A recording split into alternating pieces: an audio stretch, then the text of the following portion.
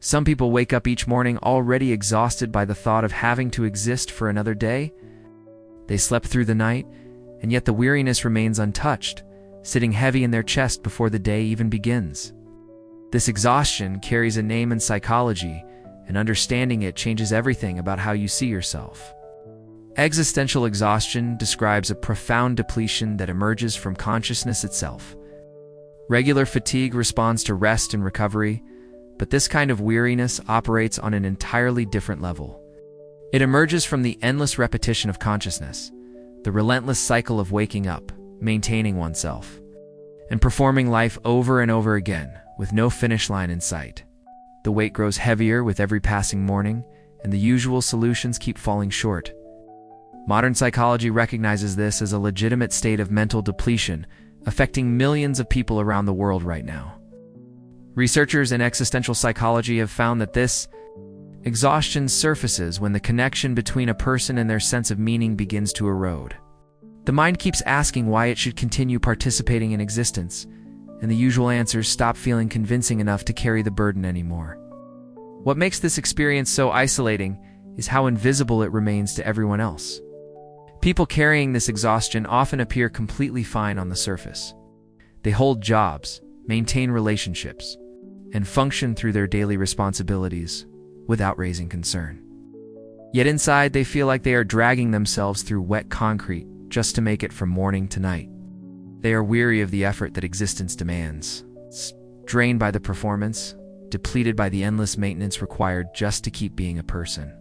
And this deep exhaustion opens the door to something even more unsettling inside the mind. Languishing, when someone becomes tired of existing. Their inner world often drifts into a strange middle place that feels impossible to describe. They stop feeling deeply sad, yet they also stop feeling anything deeply at all. Psychologist Corey Keyes spotted this exact experience in 2002 and gave it a simple name that fit perfectly: languishing.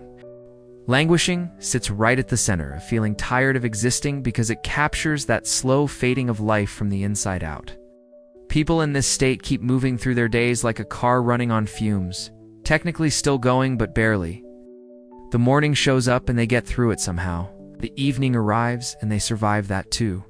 Yet all those hours in between feel like walking through wet sand, everything gray and quiet and strangely hollow. This explains why so many people tired of existing find it hard to put their feelings into words for others. They look fine on the outside because they still show up and do their jobs and handle their daily tasks. Their lives seem okay by every visible measure, yet inside, they feel like a phone stuck at 12% battery.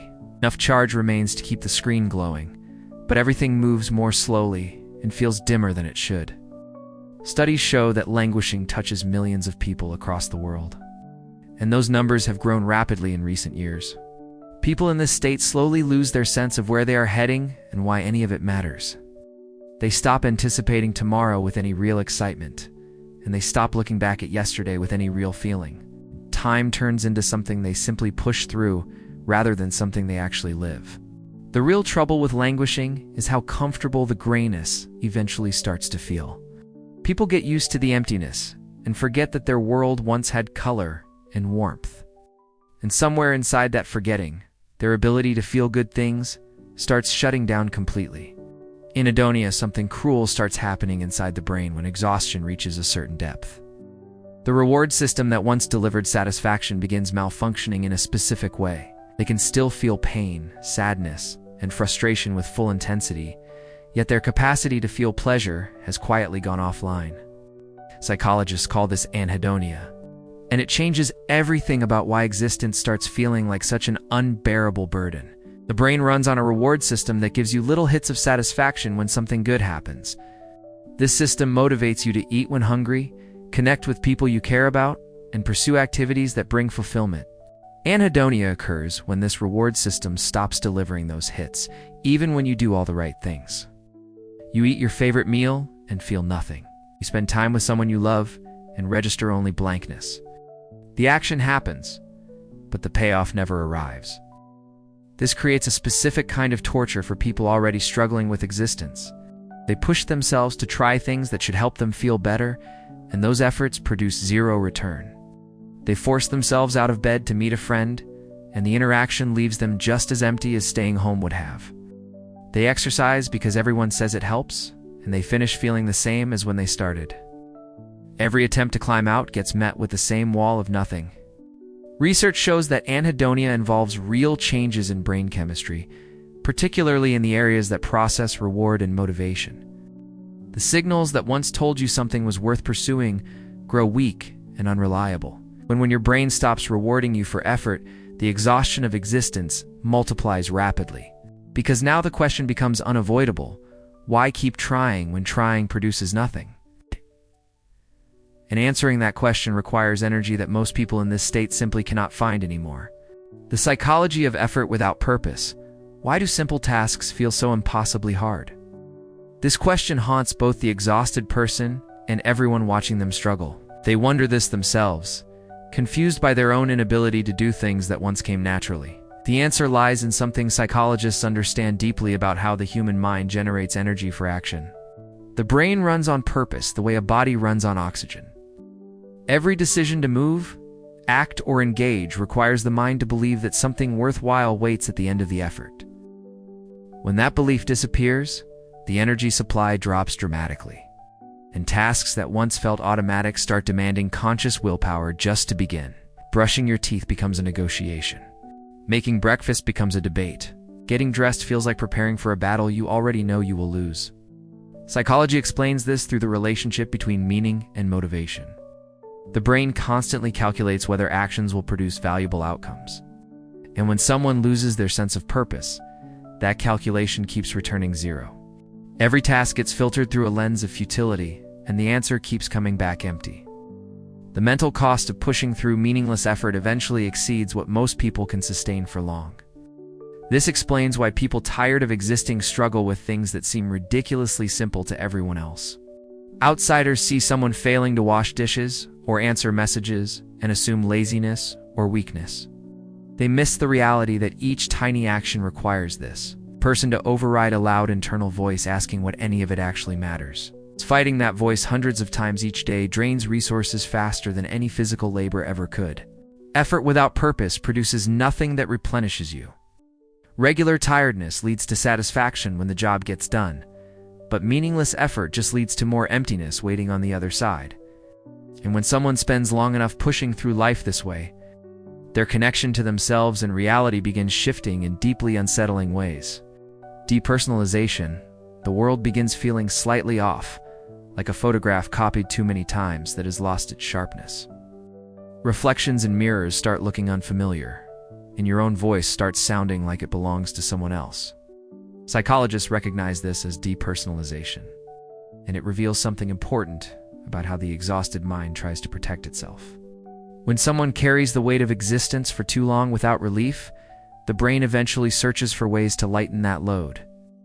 One strategy involves creating distance between the person and their own experience of being alive. The mind essentially turns down the volume on reality, making everything feel muted, foggy, and somehow less solid than it should. This feels like watching your life unfold on a screen rather than living inside it directly. The psychology behind this response makes perfect sense once you understand the brain's logic. If existing feels unbearably heavy, then making existence feel less real temporarily reduces that burden. The problem is that this protective distance comes with a devastating side effect. People in this state lose their grip on who they actually are, and their sense of identity starts fragmenting in ways that create deep confusion and fear. Those experiencing depersonalization describe moments of looking at their own hands and feeling uncertain that those hands belong to them. They walk through familiar places that suddenly feel foreign and strange. Conversations happen around them, and they participate while sensing that some core part of themselves has floated away and refuses to return. This creates a cruel psychological trap for people already tired of existing. They questioned whether existence felt worth the effort. And now their brain has responded by making existence itself feel questionable and unreal. And somewhere inside this unreality, a new fear begins taking shape. One that haunts exhausted people more deeply than anything else. The terror of permanent emptiness. You wake up and immediately scan your internal landscape, searching for any sign that something has shifted overnight. A flicker of feeling, a spark of interest. any evidence that the person you used to be still exists somewhere inside. Beyond the exhaustion and the grayness and the emotional distance, a terrifying question echoes through your mind on repeat. You wonder if you have broken something inside yourself that can never be repaired, and this dread follows you through every waking hour, like a shadow you cannot escape. This fear creates a painful daily ritual of checking in with yourself and finding the same emptiness staring back. And when the scan returns empty again, the terror tightens its grip just a little more. The psychology of this dread involves mourning someone who technically still breathes. You remember laughing until your stomach hurt. You remember caring so deeply about things that your chest ached with feeling. You remember being someone who experienced life in vivid color rather than endless gray. That person feels dead now. Yet you must continue existing in the body they left behind, carrying grief for yourself while still being yourself. This creates a haunting form of loneliness that few people can truly understand. You walk around inhabited by constant fear about your own inner state, yet explaining this to anyone feels almost impossible. How do you tell someone that you are terrified of what you have become, that you barely recognize the person living inside your own skin anymore? Living with this dread consumes enormous psychological resources every single day. The constant monitoring, the desperate hoping, the repeated disappointment all drain energy that exhausted people cannot spare. And after enough time spent searching for signs of recovery that never appear, the mind begins drawing a darker conclusion about itself and its ability to ever change. Learned helplessness psychologist Martin Seligman identified a pattern that explained something deeply frightening about the exhausted mind. He watched subjects stop trying entirely, even when escape became possible, and called this learned helplessness. They watch their own willpower disappear and find themselves unable to stop it from leaving. The desire to try, to reach, to change things simply evaporates, and they become witnesses to their own surrender without any ability to intervene. This experience feels like becoming a passenger inside your own mind. You remember being someone who could push through hard days and fight for better outcomes. You recall having a voice inside that encouraged you to keep going, even when things felt difficult. That voice has gone silent now, replaced by something that refuses to engage before you even finish considering a possibility. Your own brain has started shutting doors before you can walk through them. The brain develops this response after collecting enough evidence that effort fails to change outcomes. Every attempt that produced zero results taught the mind a lesson, and eventually that lesson became automatic. The system now runs on its own, blocking motivation at the source and leaving the person feeling completely disconnected from their own choices. The most painful part of this experience is the loss of agency over your own inner world. You can see clearly that you have stopped trying, and some part of you may desperately want to try again. Yet the machinery that converts wanting into doing has broken down completely, and you stand helplessly watching yourself remain still. People on the outside see someone who has given up, but from the inside, the view looks entirely different. You are locked inside a soundproof room, screaming silently while your own mind refuses to move. And for most people carrying this weight, the roots of this surrender reach back much further than anyone around them could guess. The accumulation of small wounds when people ask someone tired of existing what happened to them. The question itself reveals a misunderstanding. Expect to hear about one dramatic event, a single terrible moment that broke something important and left lasting damage. Yet most people carrying this exhaustion struggle to point at anything specific because their wounds came from a different source entirely. The psychology of accumulated small wounds explains what dramatic trauma cannot. These are the hundreds of moments where someone felt overlooked and dismissed. The times they reached for connection and found emptiness instead. The occasions when they shared something vulnerable and watched it get ignored or minimized. Each moment seemed survivable on its own, barely worth mentioning to anyone else. Yet these tiny cuts kept arriving day after day, year after year, until the person found themselves bleeding from 1,000 places they could barely identify. This accumulation operates silently because each wound falls below the threshold of significance. A friend cancels plans repeatedly. A parent responds with criticism instead of support. A partner looks through you rather than at you. A colleague takes credit for your work. Small betrayals, small disappointments, small moments of feeling invisible. The mind absorbs these experiences and files them away. Yet the emotional cost keeps adding up in the background where conscious awareness rarely looks. People tired of existing often carry decades of these accumulated wounds without realizing the total weight they have gathered. They wonder why they feel so exhausted when they cannot recall anything truly terrible happening to them. They compare themselves to people with obvious trauma and feel guilty for struggling with their own seemingly ordinary lives. Yet the research confirms that chronic low-level stress and repeated small rejections create profound psychological damage over time. The body and mind respond to accumulated wounds just as seriously as they respond to single catastrophic events. And this long history of invisible damage shapes something important about what these exhausted people truly need to hear. The difference between wanting rest and wanting to end. I wish I could just pause for a while. This thought circles through exhausted minds constantly, and speaking it aloud feels almost impossible because listeners rarely interpret it correctly. The psychology here requires careful distinction because these experiences occupy different territories inside the mind. Wanting to stop existing and wanting existence to stop feeling so heavy are fundamentally separate things. People tired of existing rarely wish for permanent endings. They wish for rest that actually restores them, for permission to stop performing, for the weight to lift long enough that they can catch their breath and remember why being alive once felt worthwhile. When someone expresses exhaustion with existence, listeners often panic and assume the worst. They hear danger and rush toward crisis intervention, which sometimes pushes the exhausted person further into silence. The person learns that honesty about their inner state produces alarm rather than understanding, so they stop sharing and carry the weight alone. The very act of reaching out becomes another burden to avoid.